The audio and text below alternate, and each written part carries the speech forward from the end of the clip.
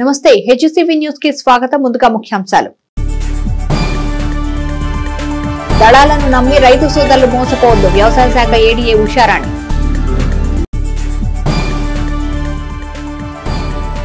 Cyber నేరాల పట్ల ప్రజలు అప్రమత్తంగా ఉండాలి. 3 టౌన్స్ ఏ రమేష్ బాబు.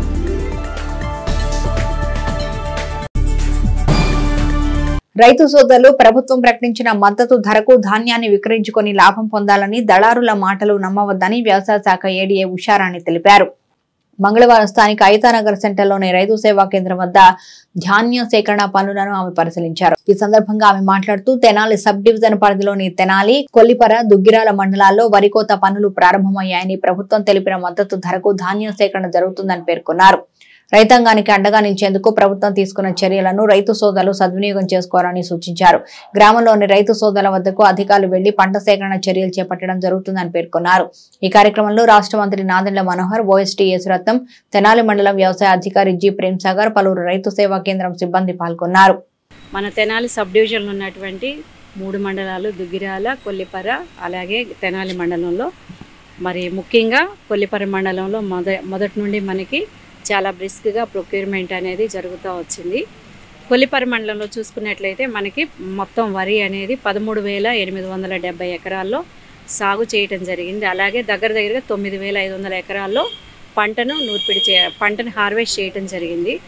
మొదటి నుండి కూడా మనం మినిస్ట్రీ గారు ఫర్ సివిల్ సప్లైస్ రైతులకు ప్రోత్సాహం కల్పిస్తూ అనేకమైనటువంటి రిలాక్సేషన్స్ కల్పిస్తూ ఇలాంటి వాతావరణంలో ఎక్కడ ప్రొక్యూర్మెంట్ అనేది వెనకబడకుండా, రైతులు నష్టపోకుండా మరి ఈ ప్రొక్యూర్మెంట్ విధానం చాలా ఫాస్ట్గా చేయడానికి అన్ని రకాల ఏర్పాట్లు చేయటం జరిగింది. ముఖ్యంగా రైతులకి గన్నీ బ్యాగ్స్ ఇవ్వటం, అలాగే సకాలంలో లారీలను పొజిషన్ చేయటంలో మనం సమర్థవంతంగా పనిచేస్తూ వచ్చాము. అయితే ఇప్పుడు మనం కొల్లిపర మండలంలో చూసుకున్నట్లయితే దగ్గరగా 735 మెట్రిక్ టన్నులు మనం ప్రొక్యూర్మెంట్ చేయటం జరిగింది. 1,41,00,000 రైతుల ఖాతాలో జమ అవటం జరిగింది. అలాగే మనం తెనాలి మండలాన్ని చూసుకున్నట్లయితే 15,500 ఎకరాల్లో వరి పంటను వేశారు. అలాగే దగ్గరగా 3,500 ఎకరాల్లో పంట కంప్లీట్ అయింది. దీనికి గాను మరి 229 టన్స్ మనం ప్రొక్యూర్మెంట్ చేయటం, అలాగే 31 మంది రైతులకి 26 లక్షలు వారి ఖాతాల్లో డైరెక్ట్గా నగదు జమ అయింది. అలాగే మనం దుగ్గిరాల మండలాన్ని తీసుకుంటే దగ్గరగా 20,800 ఎకరాల్లో వరి సాగు చేయటం జరిగింది. దీనిలో మరి దగ్గరగా 3,200 ఎకరాల్లో పంట హార్వెస్ట్ చేయటం జరిగింది. అక్కడ మరి 9 మంది రైతులకి 1,26,000 రూపాయలు వారి ఖాతాల్లో జమ అవటం జరిగింది. అక్కడ కేవలం 70 టన్నులు మాత్రమే ప్రొక్యూర్మెంట్ జరిగింది. ఎందుకంటే మనకంటే కొంచెం కొల్లిపర కంటే కొంచెం వెనక తెనాలి కంటే కొంచెం వెనక మనకి దుగ్గిరాల్లో వరి ఎద పద్ధతిలో నాటుకుంటారు. కాబట్టి హార్వెస్టింగ్స్కి వచ్చినప్పుడు కూడా మొట్టమొదటిగా కొల్లిపర మండలంలో దావులూరు, అలాగే తెనాలి మండలంలో మరి కొన్ని ప్రాంతాల్లో ఈ యొక్క హార్వెస్టింగ్స్ జరగటం మొదలైనవి. మరి ఈ వారము అలాగే వచ్చే వారంలో తెనాలి, దుగ్గిరాల్లో చాలా బ్రిస్క్గా ప్రొక్యూర్మెంట్ జరగటానికి తగినటువంటి అన్ని ఏర్పాట్లు మేము చేసుకోవటం జరిగింది. ఇంపార్టెంట్ విషయం ఏంటంటే మరి ఆదివారం సాయంత్రం మనకు మినిస్టర్ గారు ఇచ్చిన హామీని బట్టి నిన్న సోమవారం అలాగే ఇవాళ రేపు ఈ 3 రోజులు కూడా ఒక డ్రైవ్ మోడ్లో ముమ్మరంగా రైతుల దగ్గరికి వెళ్ళి గ్రామాల్లో సంచరిస్తా మరి డిపార్ట్మెంట్ వాళ్ళు, అలాగే మరి డిఎం సివిల్ సప్లైస్, అలాగే మరి వ్యవసాయ శాఖ వాళ్ళు, మరి ముఖ్యంగా మన ఓఎస్టీ గారు అందరం కలిసి ఒక సమైక్యంగా దీన్ని డ్రైవ్ మోడ్లో చేయటానికి మేమందరము మరి మార్నింగ్ నుంచి నైట్ వరకు ఈ విధంగా అన్ని గ్రామాల్లో పర్యటిస్తూ రైతుల్ని ధైర్యపరుస్తూ ఈ విధంగా ప్రొక్యూర్మెంట్లో వారి యొక్క ధాన్యాన్ని అమ్ముకోవటానికి ప్రోత్సహిస్తూ మరి ఎంతో విజయవంతంగా ఈ కార్యక్రమాన్ని మరి మేము చేపట్టడానికి మేము నిలబడ్డాం. కాబట్టి రైతు సోదరులు కూడా ఏమాత్రము కంగారు పడకుండా, భయపడకుండా మరి ఈ ప్రొక్యూర్మెంట్లో మీరు కూడా భాగస్తులు కావాలని మనవి చేసుకుంటున్నాం. కలబొల్లి మాటలు చెప్తూ మోసానికి గురి చేస్తున్న వారి పట్ల ప్రజలు అప్రమత్తంగా ఉండాలని 3 టౌన్స్ ఏ రమేష్ బాబు తెలిపారు. మంగళవారం 3 టౌన్ పోలీస్ స్టేషన్ పరిధిలోని నేరాల నియంత్రణపై సమీక్ష సమావేశం నిర్వహించారు. ఈ సందర్భంగా సీఐ రమేష్ బాబు మీడియాతో మాట్లాడుతూ పోలీస్ దుస్తులు ధరించి ప్రజలను మభ్యపెడుతున్నట్లు సమాచారం తెలిస్తే తమకు వెంటనే తెలియజేయాలని పేర్కొన్నారు. గతంలో కన్నా 3 టౌన్ స్టేషన్ పరిధిలో క్రైమ్ రేటు తగ్గుముఖం పట్టిందని తెలిపారు. సైబర్ క్రైమ్ పట్ల ప్రజలు చాకచక్యంగా ఉండాలని, అనవసర లింకులు ఓపెన్ చేయొద్దని, ఓటీపీలు బహిర్గతం చేయరాదని సీఐ రమేష్ బాబు వివరించారు. క్రైమ్ రేటు తగ్గడానికి పిటిషన్ దారులతో ఎప్పటికప్పుడు ఫ్రెండ్లీ పోలీసింగ్ నిర్వహించడమే కారణమని పేర్కొన్నారు. ఈ కార్యక్రమంలో ఎస్ఐలు, సిబ్బంది పాల్గొన్నారు.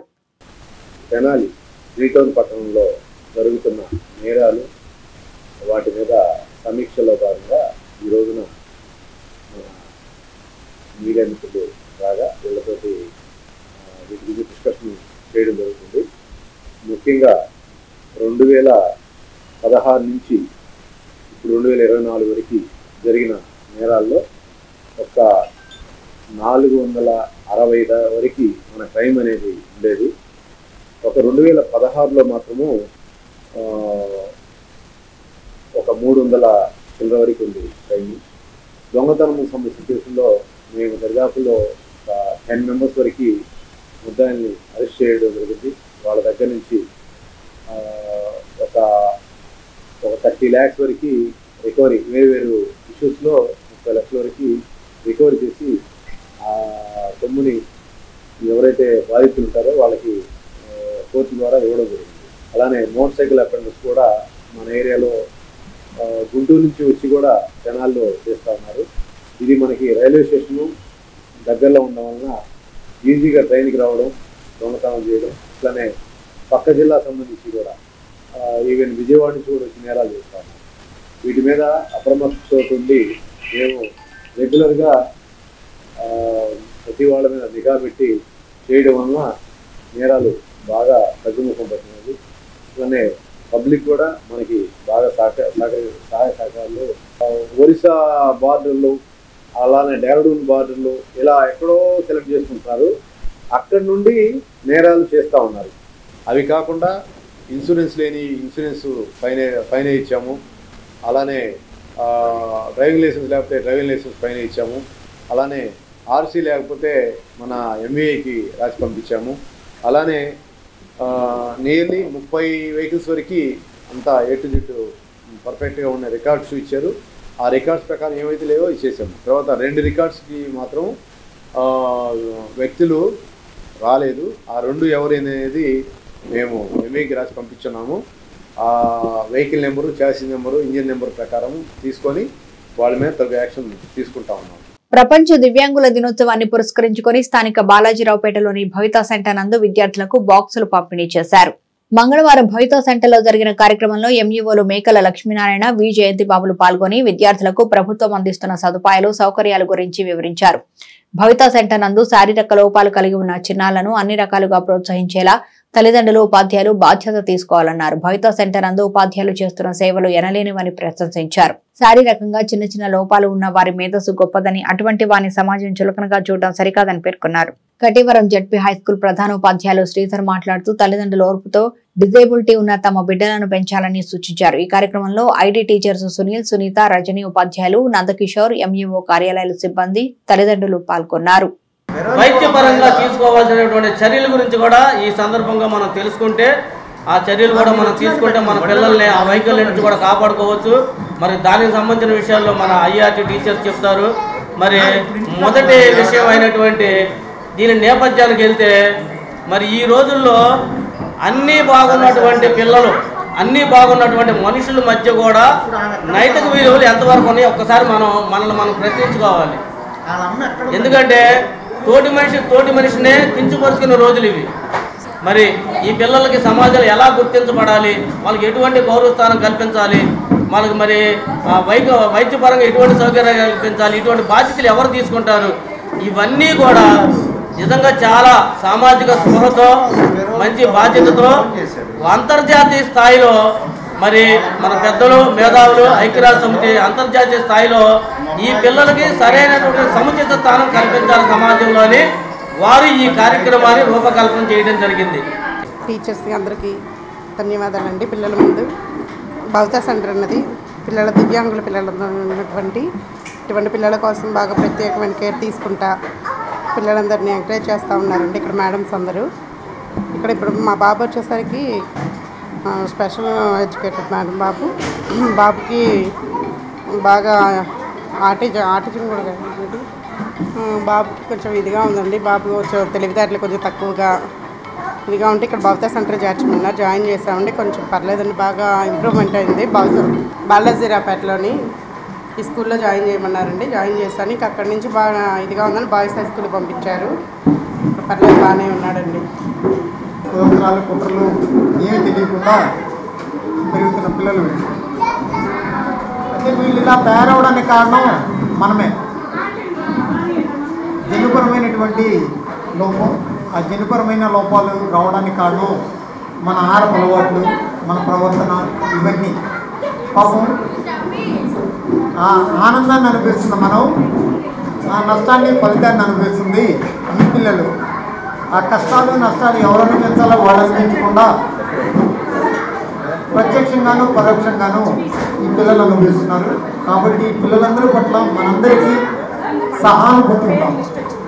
దయచేసి దీన్ని అందరూ గమనించి భవిష్యత్తు భారతదేశం బాగుండే విధంగా ఇప్పుడున్నటువంటి ఈ పిల్లలకి ఇంకొకరిని తోడు కానియకుండా ఆ బాధలు ఇబ్బందులు వీళ్ళతో ఆపేయడానికి అందరూ కృషి చేస్తూ, వీళ్ళు కూడా మనకన్నా బాగా తెలియగలిగిన పిల్లలు, మంచి మంచి వర్క్ చేయగలరు.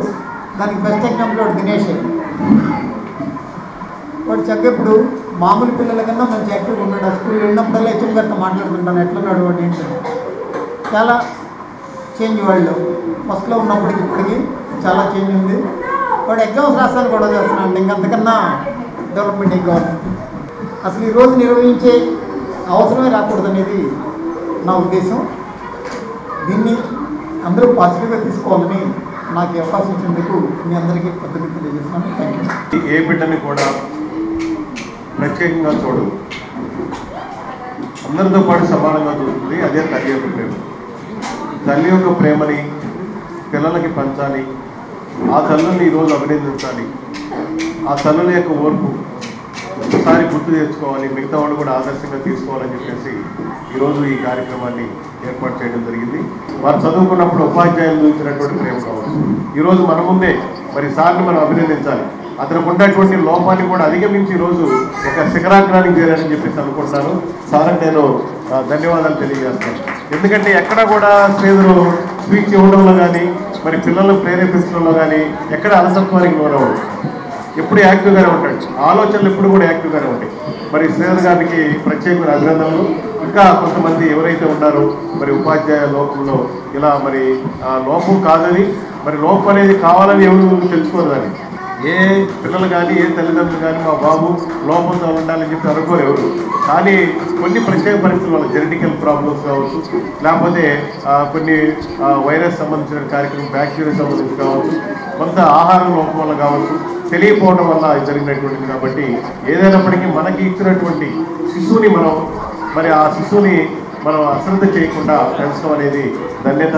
మరి మీరందరూ కూడా మిగిలినటువంటి వాళ్ళు కూడా దాన్ని అర్థం చేసుకొని, ఆ కొంతమంది తల్లులు పిల్లలను దాచిపెట్టుకుంటూ ఉంటారు. అమ్మో చెబితే సమాజంలో ఏమైనా అయిద్దేమో, లేకపోతే మేము ఏమైనా తప్పు చేశాం కాబట్టి ఇటువంటి పిల్లలు పుట్టారని చెప్పి అనుకుంటారేమో అని చెప్పి మరి భయపడుతూ ఉంటారు.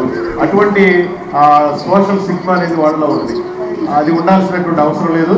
పిల్లలు బయటకు చూపించాలా, మరి పిల్లల గురించి కూడా తెలియచేయాలా. మా పిల్లలు ప్రతిభావంతులు, దేనిలో తక్కువ కాదు, దివ్యాంగులు అని చెప్పేసి తెలియజేయాలి. సంక్షేమంతో కూడిన సభ్యత్వం టీడీపీ సభ్యత్వమని మాజీ మంత్రి వేమూరు ఎమ్మెల్యే నక్కా ఆనంద్ బాబు తెలియజేశారు. వేమూరు నియోజకవర్గం అమర్తలూరు మండలంలోని ఆర్యవైశ్య కళ్యాణ మండపం నందు మండల తెలుగుదేశం పార్టీ విస్తృత స్థాయి సమావేశం మంగళవారం జరిగింది. ఈ కార్యక్రమానికి ముఖ్య అతిథిగా ఇచ్చేసిన శాసనసభ్యులు ఆనంద్ బాబు మాట్లాడుతూ తెలుగుదేశం పార్టీ ప్రతిష్టాత్మకంగా నిర్వహిస్తున్న సభ్యత్వ నమోదు కార్యక్రమాన్ని పార్టీ శ్రేణులు ప్రతి ఒక్కరూ బాధ్యతగా తీసుకుని నమోదు చేయించారన్నారు. భారతదేశంలో ఏ రాష్ట్రంలోనూ ఏ పార్టీ అందించిన విధంగా సంక్షేమంతో కూడిన సభ్యత్వం తెలుగుదేశం పార్టీ అందిస్తుంది అన్నారు. పార్టీ కోసం కష్టపడిన ప్రతి ఒక్కరికి గుర్తింపు లభిస్తుందని, ఆ బాధ్యత తాను తీసుకుంటానని, త్వరలో జరగనున్న నీటి సంఘాల ఎన్నికలు, సొసైటీ ఎన్నికలకు పార్టీ శ్రేణులు సిద్ధంగా ఉండి ఏకగ్రీవాలయ్యేలా కృషి చేయాలన్నారు. ఈ కార్యక్రమంలో అమర్తలూరు మండల తెలుగుదేశం పార్టీ నాయకులు, కార్యకర్తలు పాల్గొన్నారు. చంద్రబాబు నాయుడు గారి నాయకత్వంలో మన అందరి ప్రభుత్వం ఏర్పడి 5.5 నెలలు అవుతా ఉంది. ప్రభుత్వం స్థానికంగా ఉన్నటువంటి నీటి వినియోగదారుల సంఘాలు, మార్కెట్ యార్డులు ఇవన్నీ కూడా పదవులు భర్తీ చేయాలని చెప్పి ఒక షెడ్యూల్ తయారు చేసుకుంటా ఉన్నాం. సభ్యత్వ నమోదు కూడా మొదలయ్యి ముందుకు సాగుతూ ఉంది. సభ్యత్వ నమోదు ప్రక్రియ అనేది ఇంకా వేగంగా ముందుకు తీసుకెళ్లాల్సిన అవసరం ఉంది. ఈ మండలంలో ఇప్పటి వరకు జరిగిన సభ్యత్వం 6,500 ఉంది.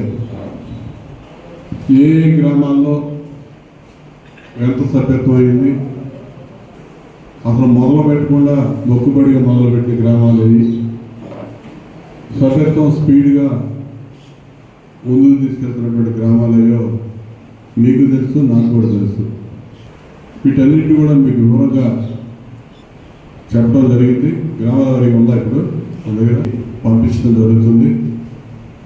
ప్రత్యేకమైనటువంటి దృష్టి పెట్టి 10 రోజులు ఈ అంశం మీద దృష్టి పెడితే మనం టార్గెట్ అనేది రీచ్ అవుట్. వార్తలు ముగించే ముందు ముఖ్యాంశాలు మరోసారి.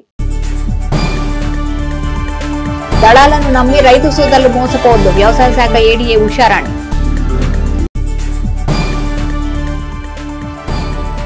సైబర్ నేరాల పట్ల ప్రజలు అప్రమత్తంగా ఉండాలి, 3 టౌన్స్ ఏ రమేష్ బాబు.